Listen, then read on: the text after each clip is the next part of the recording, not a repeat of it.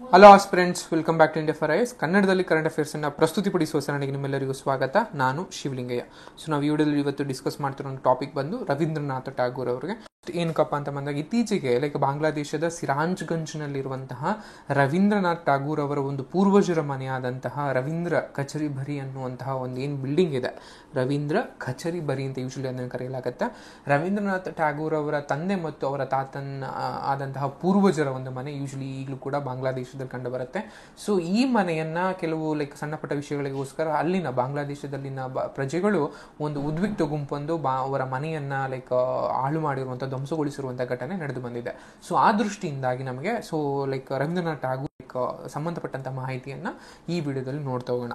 So ಮೊದಲಿಗೆ ರವೀಂದ್ರನಾಥ್ ಟ್ಯಾಗೂರ್ ಅವರ ಜನನವನ್ನ ನೋಡೋದಾದ್ರೆ ಮೇ 7, 1861 ಇಂದಿನ ಏನು ಕಲ್ಕತ್ತಾದಲ್ಲಿ, ಏನು ಪಶ್ಚಿಮ ಬಂಗಾಳ ಅಥವಾ ಬಂಗಾಳ ಅಂತ ಕರೆಯಲ್ಪಡುವಂತಹ ಕಲ್ಕತ್ತಾದಲ್ಲಿ ಮೇ 7, 1861 ಜನನವನ್ನ ತಾಳ್ತಾರೆ.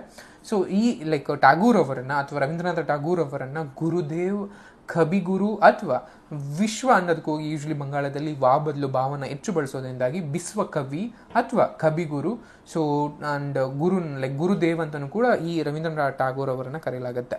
ಸೊ ಇವರನ್ನ ಆಧುನಿಕ ಭಾರತದ ಅತ್ಯುತ್ತಮ ಒಂದು ಸೃಜನಶೀಲ ಕಲಾವಿದರು ಅಂತಲೂ ಕೂಡ ಕನ್ಸಿಡರ್ ಮಾಡಲಾಗುತ್ತೆ. WB ಈಡ್ಸ್ ಅವರ ಪ್ರಕಾರ, ಅಥವಾ ಅವರಿಂದ ಒಂದು ಪ್ರಶಂಸೆಯನ್ನು ಪಡೆದಂತಹ ಒಬ್ಬ ಭಾರತದ ಬಂಗಾಳದ ಕವಿ ಆಗಿರ್ತಾರೆ, ಕಾದಂಬರಿಕಾರರು ಆಗಿರ್ತಾರೆ ಅಂಡ್ ವರ್ಣಚಿತ್ರಕಾರರು ಕೂಡ ಆಗಿರ್ತಾರೆ ಅನ್ನೋದನ್ನ ಗಮನಿಸಬೇಕಾದಂತ ಮಾಹಿತಿ. ಅಸಾಧಾರಣ ಒಂದು ಸಾಹಿತ್ಯ ವ್ಯಕ್ತಿತ್ವವನ್ನ ಮತ್ತು ಬಂಗಾಳ ಪ್ರದೇಶದ ಒಂದು ಸಾಹಿತ್ಯ ಸಂಗೀತವನ್ನ ಏಕಾಂಗಿಯಾಗಿ ಮರುರೂಪಿಸಿದಂತಹ ಒಂದು ಪ್ರಸಿದ್ಧಿ ಅನ್ನುವಂಥದ್ದು ಈ ಒಂದು ರವೀಂದ್ರನಾಥ ಟ್ಯಾಗೂರ್ ಅವರಿಗೆ ಸಲ್ಲುತ್ತೆ. ರವೀಂದ್ರ ಟ್ಯಾಗೂರ್ ಅವರು ಮಹಾತ್ಮ ಗಾಂಧಿಯವ್ರ ಜೊತೆ ಕೂಡ ಉತ್ತಮವಾದಂತಹ ಒಂದು ಸ್ನೇಹವನ್ನ ಹೊಂದಿರ್ತಾರೆ. ಸೊ ಅವರ ಜೊತೆ ಇನ್ನೊಂದು ನಿಮಗೆಲ್ಲ ಗೊತ್ತಿರೋ ಹಾಗೆ, ಮಹಾತ್ಮ ಗಾಂಧೀಜಿಯವರನ್ನ ಮಹಾತ್ಮ ಅಂತ ಮೊದಲ ಬಾರಿಗೆ ಕರೆದದ್ದು ಕೂಡ ಇದೇ ರವೀಂದ್ರನಾಥ ಟ್ಯಾಗೂರ್ ಅವರು. ಸೊ ಇವರು ಕೊಟ್ಟಂತಹ ಈ ಬಿರುದು ಇಂದಿಗೂ ಕೂಡ ನಾವು ಮಹಾತ್ಮ ಗಾಂಧೀಜಿ ಅಂತಾನೆ ಕೂಡ ಬಳಸ್ತಾ ಬರ್ತೇವೆ.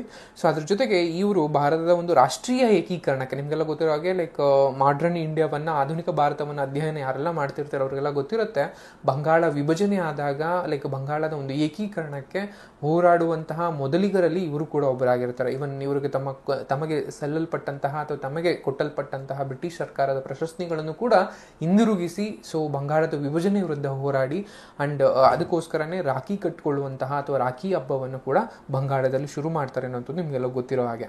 ಅದರ ಜೊತೆಗೆ ಏಕೈಕ ಸಂಭಾವ್ಯ ಮಾರ್ಗ ಅಂತಲೂ ಕೂಡ, ಅಂದ್ರೆ ರಾಷ್ಟ್ರೀಯ ಏಕೀಕರಣ ವೈವಿಧ್ಯದಲ್ಲಿ ಏಕತೆ ಅನ್ನುವಂಥದ್ದು ಅಂದ್ರೆ ಎಲ್ಲರೂ ಕೂಡ ಸಮಾನ, ಎಷ್ಟೊಂದು ಧರ್ಮಗಳು, ಎಷ್ಟೊಂದು ಭಾಷೆಗಳು, ಎಷ್ಟೊಂದು ಸಿದ್ಧಾಂತಗಳಿದ್ರೂ ಕೂಡ ಏಕತೆ ಅನ್ನುವಂಥದ್ದು, ಒನ್ನೆಸ್ ಅನ್ನುವಂಥದ್ದು, ಅಥವಾ ನಾವೆಲ್ಲರೂ ಒಂದು ಅನ್ನುವಂಥದ್ದು ಮಾತ್ರ ಭಾರತದ ಒಂದು ರಾಷ್ಟ್ರೀಯ ಏಕೀಕರಣಕ್ಕೆ ಇರುವಂತಹ ಏಕೈಕ ಮಾರ್ಗ ಅಂತಲೂ ಕೂಡ ಇವರು ಹೇಳ್ತಾರೆ.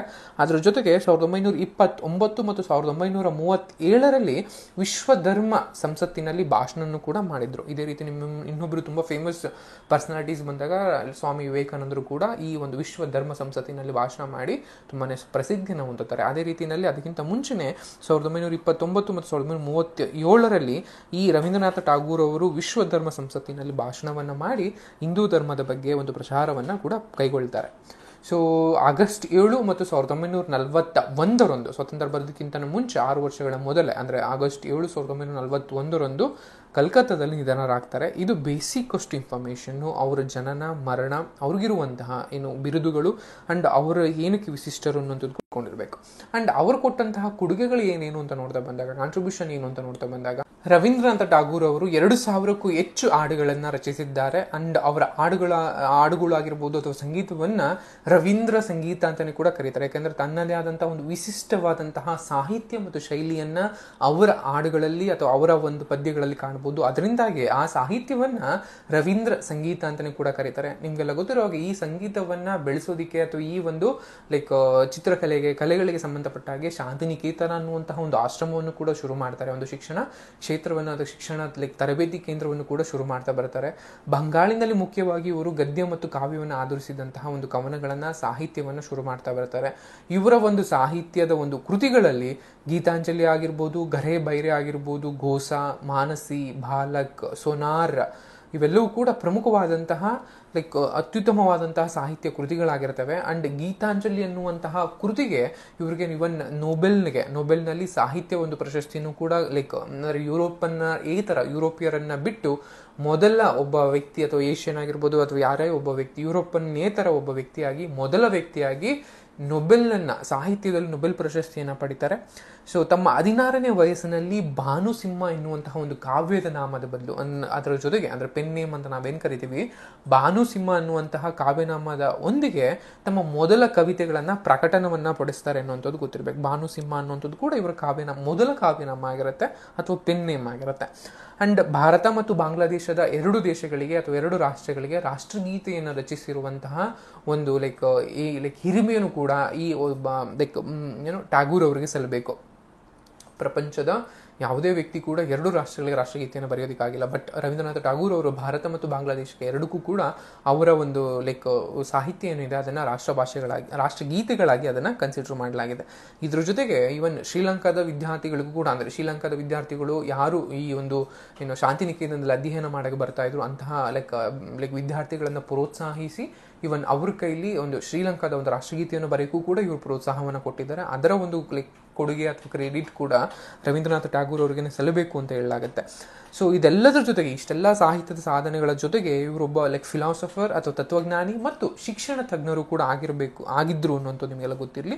1921ರಲ್ಲಿ ಅಂದಿನ ಬ್ರಿಟಿಷ್ ಸರ್ಕಾರದಲ್ಲಿದ್ದಂತಹ ಒಂದು ಸಾಂಪ್ರದಾಯಿಕ ಶಿಕ್ಷಣವನ್ನ ಪ್ರಶ್ನಿಸುವ ಒಂದು ಮೂಲಕ ವಿಶ್ವಭಾರತಿ ಎನ್ನುವಂತಹ ಒಂದು ವಿಶ್ವವಿದ್ಯಾಲಯವನ್ನ, ಯೂನಿವರ್ಸಿಟಿಯನ್ನ ಓಪನ್ ಮಾಡೋದ್ರ ಮೂಲಕ ಅಂದಿಗೆ ಚಾಲ್ತಿಯಲ್ಲಿದ್ದಂತಹ ಎಜುಕೇಶನ್ ಸಿಸ್ಟಮ್ ಅನ್ನ ಪ್ರಶ್ನೆ ಮಾಡಿ ಅದರ ಬದಲಿಗೆ ಸ್ಕಿಲ್ ಬೇಸ್ಡ್ ಆಗಿರುವಂತಹ, ಅಭಿವ್ಯಕ್ತಿಗೆ ಮೂಲವಾಗಿರುವಂತಹ ಒಂದು ಶಿಕ್ಷಣ ವ್ಯವಸ್ಥೆಯನ್ನ ಶಾಂತಿನಿಕೇತನ ಅಥವಾ ವಿಶ್ವಭಾರತಿ ವಿಶ್ವವಿದ್ಯಾನಿಲಯವನ್ನ ಓಪನ್ ಮಾಡ್ತಾರೆ ಅನ್ನುವಂಥದ್ದು ಗೊತ್ತಿದೆ. ಪ್ರಶಸ್ತಿಗಳಿಗೆ ಇವ್ರಿಗೆ ಎಷ್ಟೊಂದು ಪ್ರಶಸ್ತಿಗಳು ಲಭಿಸಿದೆ. ಅದರಲ್ಲಿ ಮುಖ್ಯವಾಗಿ ನಮ್ಮ ನೋಡುವಂಥದ್ದು 1913ರಲ್ಲಿ ಇವರ ಒಂದು ಗೀತಾಂಜಲಿ ಅನ್ನುವ ಕೃತಿಗೆ ನೊಬೆಲ್ ಸಾಹಿತ್ಯ ಪ್ರಶಸ್ತಿ ಸಿಕ್ಕಿದೆ ಅನ್ನುವಂಥದ್ದು ಗೊತ್ತಿರಲಿ.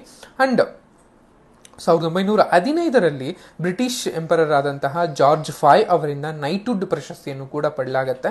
ಬಟ್ ಆದರೆ 1919ರಲ್ಲಿ ನಡೆದಂತಹ ಜಲಿಯನ್ ವಾಲಾಬಾಗ್ ಹತ್ಯಾಕಾಂಡದ ನಂತರ ತಮ್ಮ ನೈಟ್ಹುಡ್ ಅನ್ನ ಹಿಂದಿರುಗಿಸ್ತಾರೆ ಬ್ರಿಟಿಷ್ ಸರ್ಕಾರಕ್ಕೆ.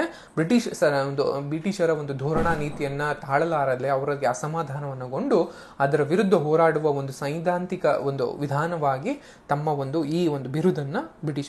ಇನ್ನು ಸ್ವತಂತ್ರ ಹೋರಾಟದಲ್ಲಿ ಅವರ ಪಾತ್ರವನ್ನು ನೋಡ್ತಾ ಬಂದಾಗ ಯೂಶಲಿ ಬ್ರಿಟಿಷ್ ಸಾಮ್ರಾಜ್ಯಶಾಹಿಯನ್ನ ಖಂಡಿಸ್ತಾರೆ ಅನ್ನುವಂಥದ್ದು ಕೂಡ ನಿಮಗೆಲ್ಲ ಗೊತ್ತಿರಬೇಕಾಗತ್ತೆ.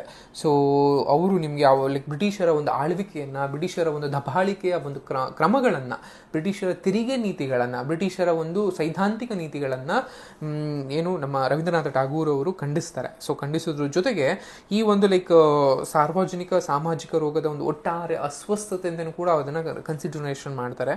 ಅಂಡ್ ಇವರೊಬ್ಬರು ಭಾರತದ ರಾಷ್ಟ್ರೀಯವಾದಿ ಆಗಿದ್ರು ಕೂಡ, ಯಾಕಂದ್ರೆ ಭಾರತ ಅನ್ನುವಂಥ ಕಾನ್ಸೆಪ್ಟ್ ಅನ್ನ ಅಥವಾ ಏಕರಾಷ್ಟ್ರ ಆಗಬೇಕು ಅನ್ನುವಂಥ ಕಾನ್ಸೆಪ್ಟ್ ಅನ್ನು ಕೂಡ ಅವರು ಹೊಂದಿದ್ರು. ಸೊ ಇದೆಲ್ಲವೂ ಕೂಡ ನಿಮಗೆಲ್ಲ ಗೊತ್ತಿರುವಂತಹ ಒಂದು ಇದ್ದಾನೆ. ಸೊ ಇದ್ರ ಜೊತೆಗೆ ಅಮರ್ ಸೋನಾರ್ ಬಾಂಗ್ಲಾ ಅನ್ನುವಂತಹ ಒಂದು ಕವನವನ್ನು ಕೂಡ ಇವರು ರಚಿಸ್ತಾರೆ. ಅಂದ್ರೆ ಬಂಗಾಳದ ಒಂದು ವಿಭಜನೆಯನ್ನ ಅದರಿಂದ ಹೊರಬರುವಂತಹ ಅಥವಾ ಬಂಗಾಳದ ವಿಭಜನೆಯನ್ನ ಪ್ರಶ್ನಿಸುವಂತಹ ಒಂದು ನೆಲೆಗಟ್ಟಿನಲ್ಲಿ ಬಾಂಗ್ಲಾರ್ ಮತಿ ಬಾಂಗ್ಲಾರ್ ಜೋಲ್ ಅಂದ್ರೆ ಬಂಗಾಳದ ಮಣ್ಣು ಮತ್ತು ಬಂಗಾಳದ ನೀರು ಅನ್ನುವಂತಹ ಪದ್ಯವನ್ನ, ಸಾಹಿತ್ಯವನ್ನು ಕೂಡ 1905ರಲ್ಲಿ ರಚಿಸ್ತಾರೆ. ಸೊ ಇದೆಲ್ಲವೂ ಕೂಡ ನಮ್ಮ ಸ್ವತಂತ್ರ ಹೋರಾಟಕ್ಕೆ ಅವರ ಒಂದು ಅಳಿಲು ಸೇವೆ ಅಂತಾನೆ ನಾವು ಕನ್ಸಿಡರ್ ಮಾಡ್ತಾ ಬರ್ತೀವಿ. ಗೊತ್ತಿರೋ ಹಾಗೆ ಅವರು ತುಂಬಾನೇ ಪ್ರಸಿದ್ಧವಾದಂತಹ ಒಂದಷ್ಟು ಕೋರ್ಟ್ಗಳನ್ನು ಕೂಡ ಕೊಟ್ಟಿದ್ದಾರೆ. ಎಕ್ಸಾಮ್ ದೃಷ್ಟಿಯಿಂದ ನೋಡೋದಾದ್ರೆ ನಿಮ್ಗೆ ಅದನ್ನ UPSC ಅಥವಾ KPSC ಮೇನ್ಸ್ಗಳಲ್ಲಿ, GS ಪೇಪರ್ಗಳಲ್ಲಿ ಅಥವಾ ಎಕ್ಸ್ಕ್ಲೂಸಿವ್ ಆಗಿ GS4 ಎಥಿಕ್ಸ್ ಪೇಪರ್ನಲ್ಲಿ ನೀವು ಅದನ್ನ ಬಳಸ್ತಾ ಬರ್ಬೋದು. ಸೊ ಉದಾಹರಣೆಗೆ ಕೆಲವುಗಳನ್ನು ಇಲ್ಲಿ ತಂದಿದ್ದೀನಿ.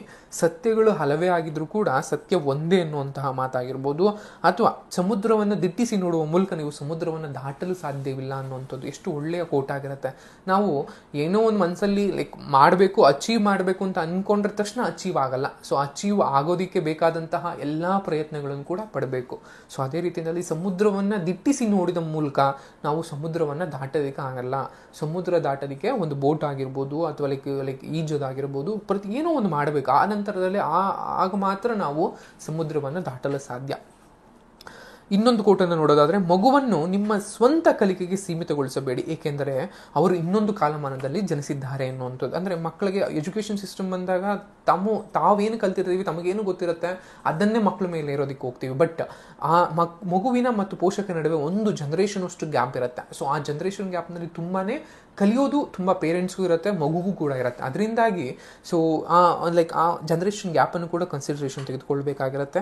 ಸೊ ಈ ರೀತಿಯಾದಂತಹ ನಾನಾ ಕೋಟುಗಳನ್ನು ನೀವು ಬಳಸ್ತಾ ಬರ್ಬೋದು, ಉಪಯೋಗ ಮಾಡ್ತಾ ಬರ್ಬೋದು. ಇದು ರವೀಂದ್ರನಾಥ್ ಟ್ಯಾಗೂರ್ ಅವರಿಗೆ ಸಂಬಂಧಪಟ್ಟಂಥ ಮಾಹಿತಿ. ಈ ಮಾಹಿತಿ ನಿಮಗೆ ಇಷ್ಟ ಆಗುತ್ತೆ ಅಂತ ಭಾವಿಸ್ತಾ ಈ ವಿಡಿಯೋನಲ್ಲಿ ಏನು ಮಾಡ್ತಾ ಇದ್ದೀನಿ. Thank you.